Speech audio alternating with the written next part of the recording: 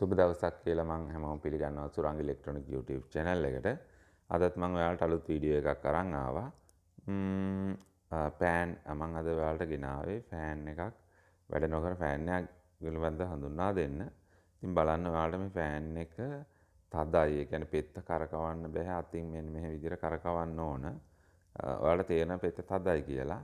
ඒ වගේ අවස්ථාවල සමහර අය කරන්නේ මේක දාලා තියනවා ටික වේලාවක් දාලා තියලා රත් වුණා වගේ දුවනවා. ඉතින් මේ වැඩේ කරන්න එපා. මේක තමයි කරන ලොකුම වැරද්ද. ඒ කියන්නේ මේ හේතුව නිසා මෝටරේ පිච්චෙන්න පුළුවන්. කොයිම වෙලාවකවත් එහෙම ෆෑන් එකේ පෙත්ත ස්ලෝ කියලා දැනෙනවා නම්, තදයි කියලා දැනෙනවා නම් දුවන්න එපා. ඒ කියන්නේ වැඩ කරන්න එපා. ඒක පුළුවන් තරම් ඉක්මනින් සර්විස් කරන්න. මම අද ඔයාලට කියලා දෙන්න හදන්නේ කොහොමද එහෙම දෙයක් වුණොත් ඔයාලට ගෙදරදීම හදාගන්න පුළුවන්. මේක ඕනම කෙනෙක්ට රිපෙයාර් එක කරගන්න පුළුවන් පහසුවෙන්ම. ඒක තමයි මේකේ විශේෂත්වය. මම කියලා දෙන්නම්. මතක තියාගන්න මේ ගලවන විදියත් මම ඔයාලට පෙන්නන්නම්. ෆෑන් එකේ පෙත්ත කරකවන පැත්තත් වාමාවර්තව තමයි පෙත්ත ඒ කියන්නේ ඒක ඇනේ එන්නේ. අපි වෙන විදියට නෙමෙයි පෙත්ත කරකවන්නේ. ඊට පස්සේ දැල ගලවන්නේ සුපුරුදු විදියටම කරකවන්න පුළුවන් අපිට. ඊට පස්සේ අපි ඒ ටික ඉවත් කරාට පස්සේ බලන්න මේ ඇක්සලේ තද අතින් කරකවන්න බෑ. ඉතින් මෙහෙම ඇක්සලයක් තද එකක් කොහොමද වැඩ කරන්නේ? ඒ කියන්නේ මෝටරයක් අමාරුයි. එතකොට අර එකම තැනම හීට් වෙලා තමයි ටික වෙලා ගියාට පස්සේ පෙත්ත කැරකෙන්න ගන්න. ඒ ක්‍රමයේ කරන්න එපා. ඒක හොඳ නැහැ. ඊට පස්සේ අපි එකින් එකට ගලව ගන්න විදිය බලමු. මෙන්න මේ විදියට එකේ කට්ට ටික ගලවන්න ඕනේ. එක පැත්තකින් කට්ටේ උස්සලා ස්ක්‍රූ එකක් දාගෙන. ඉතින් යාළුවනේ මම ඉල්ලා හිටිනවා ඔයාලගෙන් අපිව subscribe කරලා bell icon එක click කරලා all button එක press කරලා තියාගන්න. වීඩියෝ එකක් දාපු ගමන් ඔයාලට නරඹන්න පුළුවන්. ඊට පස්සේ අපි බලමු මේකේ ඉස්සෙල් බෑක් කවර් යස්කර ගලව ගන්න විදිය. බොහෝ අය දන්නේ නැහැ මේක ගලවන ක්‍රමේ. මෙන්න මේ විදිහට ස්ක්‍රිප්ටියන් දෙකක් භාවිතා කරලා එක පැත්තකින් එක කට්ටයක් උස්සලා අනිත් පැත්තෙන් ගලවන්න පුළුවන්. මෙන්න මේ විදිහට තමයි පිටිපස්සේ මෝටරේ බෑක් කවර් ඉවත් කරගන්න. මේක සුළු රිපෙයාර් එකක්. ඉතින් හැමෝටම කරගන්න පුළුවන්. ස්කිප් නොකර බලන්න. මොකද මේකේ හැම දෙයක්ම ඔයාලට වැදගත්. ෆෑන් රිපෙයාර් පිළිබඳ මීට කලිනුත් මම දාලා ඇති ඔයාලට වීඩියෝ වගේක් බලන්න. හරි මේ විදිහට බෑක් කවර් ඉවත් කරාට පස්සේ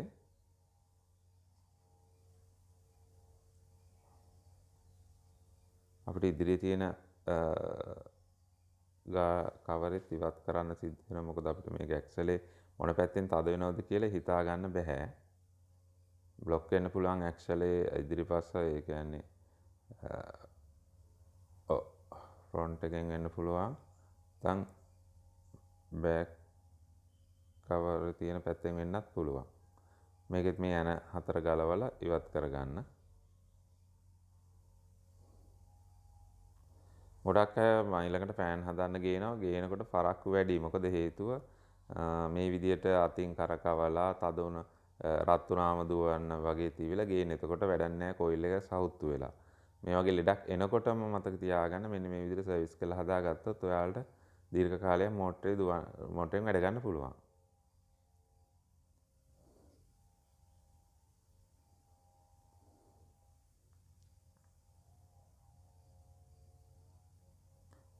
ඒක දැනගන්න ස්පීඩ් රන් වෙන්නේ නැතුව මෝටරේ ටික කලක් යනකොට ස්ලෝ වෙන්න ගන්නවා.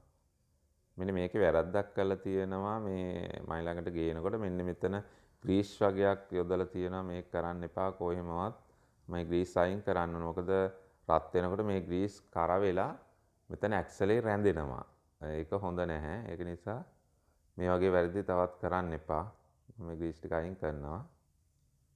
මයි ළඟට ගේනකොට කවුරු හරි මෙතනට ග්‍රීස් යොදලා තියෙනවා.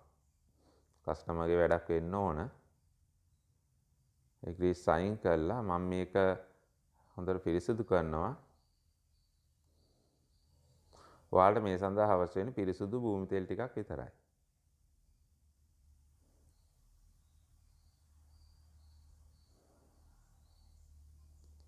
ඉස්සෙල්ලාම අපි ඉදිරි කොටස ඇක්සලේට මගේ භූමි තෙල් ටිකක් අරන් බුරුසුවකින් ඉදිරි ඇක්සල් එක හොඳට පිරිසිදු කරන්න. පිරිසිදු කරලා අතින් කරකවන්න පුළුවන් තත්ත්වයට ගන්න ඕන. භූමි තෙල් ටිකක් අරගෙන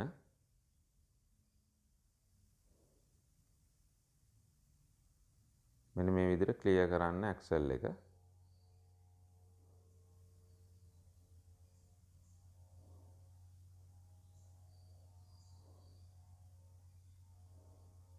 මම මේක පිරිසිදු කරනකොට මගේ ඇස් දෙකේ ආරක්ෂාවට මෙන්න මේ වගේ කණ්ණාඩි දෙකක් භාවිතා කරන. මොකද මේක කැරකෙන්න ගන්නකොටත් අපි පිරිසිදු කරන්න වෙනවා. එතකොට ඇස් වලට යන්න පුළුවන්. මතක තියාගන්න ඇස් දෙකට කණ්ණාඩි දෙකක් හෝ වෙනම ග්ලාස් දෙකක් භාවිතා කරන්න.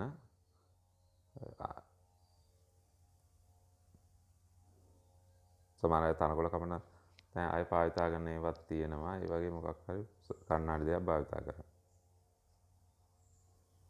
හරි මේ විදිහට මම භූමි තෙල් ටිකකින් මේ ඇක්සලේ හොඳට පිරිසිදු කරනවා. පිරිසිදු කරලා බලනවා අතින් කරකවන්න පුළුවන්ද කියලා. ටික වෙලාවක් ගියාට මේක භූමි තෙල් වලට මේ වුණාම අතින් කරකවන්න පුළුවන් තත්ත්වයක් එනවා. ඒත් තාම තදයි. අපි බලමු කොහොම වෙලාවකරි කරකවන්න පුළුවන්. තද ගතියක් තියෙනවා. එතනින් බුරුල් එන්නේ නැත්නම් අපිට සිද්ධ වෙනවා මේකේ පිටිපස්සේ ඒ කියන්නේ බෑක් කවරෙත් තියෙන මෙන්න මේ රොටේෂන් එක ඉවත් කරන්න. මොකද මේ වෙන්නේ ගොඩක් දුරටම මේකේ තියෙන ග්‍රීස් තියෙනවනේ. මේකේ ඔයාලට මම පෙන්නන්න මේකේ මේ රොටේෂන් එකේ තියෙනවා ග්‍රීස්. ඒ ග්‍රීස් ටිකෙන් ටික ඇක්සලේ පැත්තට බහිනවා. එතකොටයි මේ ගොඩක් දුරට මේ මෝටරේ බ්ලොක් වෙන්න ගන්න. අපිට සිද්ධ වෙන්නේ මේක ක්ලීන් කරලා අර ග්‍රීස් ටික ඉවත් කරන්න.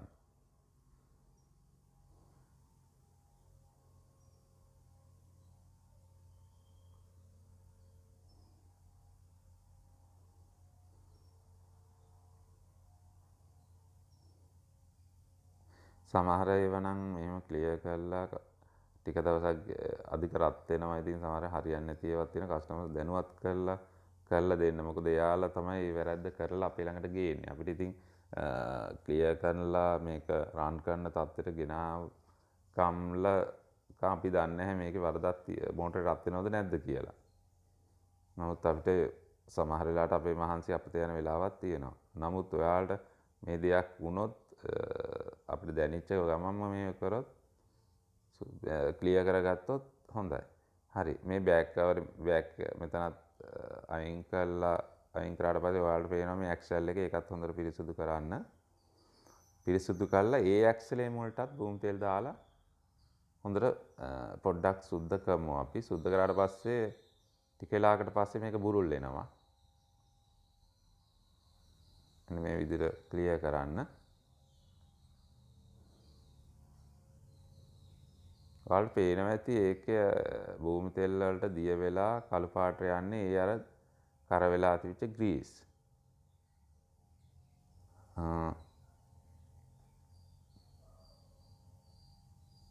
අනේ ග්‍රීස් ටික ඉවත් වුණ ගමන් මේක බුරුල් වෙනවා.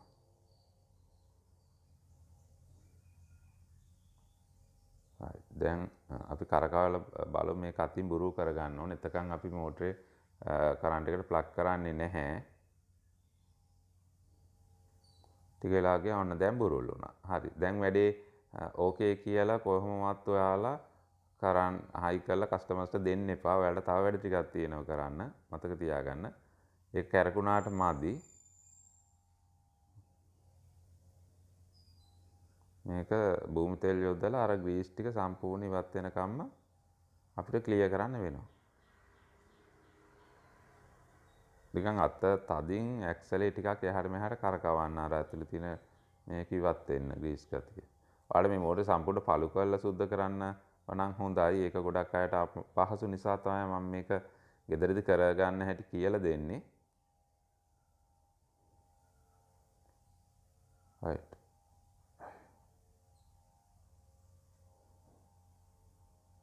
ඊට පස්සේ මේ මෝටරේ කරන්ට් එකට ප්ලග් කරනවා. ඔයාලට පේනවා ඇති මෝටරේ කැරකෙනවා. ඔන්න ඔය විදිහට කැරකෙද්දි මම මේකේ ඉස්සරහට හා පිටිපසට භූමි තෙල් යොදලා පිරිසුදු කරගන්නවා මේ කැරගෙන ගමන්. එතකොට අරක තියෙන ග්‍රීස් අයින් වෙනවා. ඔයාලට බලා ගන්න පුළුවන් ඒක. මෙන්න මේ විදිහට බුරුසුවක් ග්‍රීස් වල මේ බුරුසුව භූමි තෙල් වල ප්‍රෙස් ඔබලා මෙන්න මේ විදිහට ඇක්සලරේටර් ගන්න. ඇක්සලරේටර් පස්සේ අර ග්‍රීස් තට්ටුව දිය වෙලා යනවා. ඒක ටිකක් ඉවසලා හිමින් කරන්න. මොකද අර කැරකෙන විදිහට තමයි හිමීට ඒව දියවි යන්නේ. මේක මතක තියාගන්න පිටිපස්ස කොටස. ඒ කියන්නේ මෝටරේ පිටිපස්ස ඇක්සල් එක තියෙන පැත්තේ තමයි වැඩිපුරම තියෙන්නේ. අපිට මේ ක්ලියර් කරන්න සිද්ධ වෙන්නේ. ඒක තමයි වැඩිපුරම ග්‍රීස් තියෙන්නේ. මේ විදිහට කරාම මේ ඔයාලට පේනවා ඇති ඒ භූමි තෙල් වල පාට වෙනස් වෙලා අර ග්‍රීස් දිය වෙලා ඉවත් වෙනවා. විනාඩි 4ක් 5ක් අඩු ගානේ විනාඩි 5ක්වත් මේ දේ කරන්න. මොකද නැත්තම් හරියන්නේ නැහැ. කරගෙන පාළියට එහෙම කරන්න එපා. මොකද නැවත රත් වීමක් ඇති වුණොත් ආයි මේ විදිහට හිර වෙන්න පුළුවන්.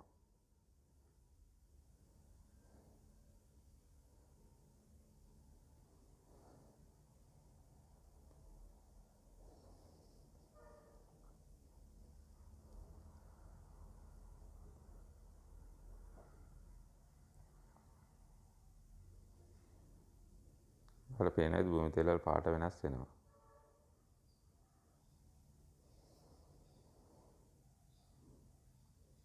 ඊට පස්සේ ඕෆ් කරලා මම පිරිසිදු කරගන්නවා. මොකද ඒක අර ග්‍රීස් ටික ඒ භූමි තෙලුවේ තියෙන නිසා ආය අලුතෙන් යොදවද හොඳට පිරිසිදු කරනවා. මම මේ අතින් මෙහෙම තදින් කරන්නේ අර ඇතුලේ තියෙන මේක ග්‍රීස් ගතිය මේ කැපිලා අයින් වෙන්න ඕන නිසා.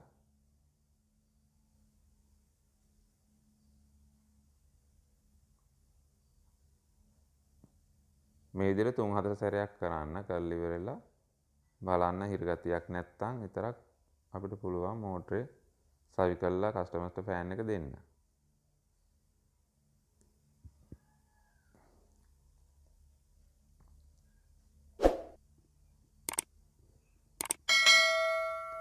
යාළුවනේ මම ආයෙ ඔයාලගෙන් ඉල්ලා සිටිනවා අපේ subscribe කරලා bell icon එක click කරන්න.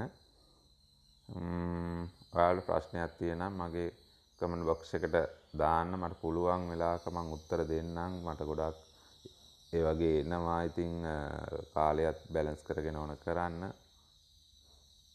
පුළුවන් වෙලාවට මම ඔයාලට පිළිතුරු දෙන්නම්.